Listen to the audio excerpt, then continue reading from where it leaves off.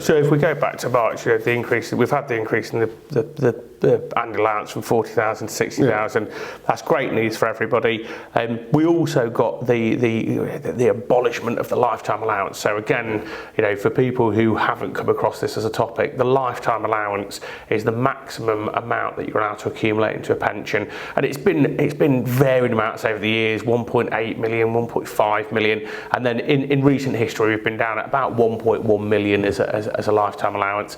So in March they stood up and obviously announced that they were getting rid of that allowance, which the detail still is lacking on that. They're still not clarified fully, have they? But again, it does look like a very good measure as well, because obviously the government knows that the best one in the world, the state pension is not going to be able to cover everything you need, and one of the limiting factors again was your lifetime allowances. So people were thinking, well, if I'm putting more into a pension, how much extra tax am I going to be paying because I'm going over my lifetime allowance? And then obviously the abolishment of that means now I can put as much as I can possibly can into that. I think there's some complications coming down the line.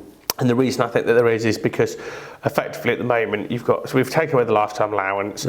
We've now got, say you've got a 1.2 million pound pot. You've got a 1.2 million pound pot that's also outside of the estate for inheritance tax. So the government aren't going to get the death duties on that if something happens to you. If you die before the age of 75, that pot can go to your loved ones free of tax. So actually, when you start to look at all of these giveaways added up together, there's an argument that it could be considered over generous. So whilst they've not said anything now, in fact, in the detail of the budget, this didn't make the headlines, but in the detail of the budget, over the last 6 months since March, there's been this fear that actually one of those topics, the pension death benefits, has been under investigation, and they've been considering how will we tax a pension pot if someone dies. There's been so much speculation. There's been white papers done.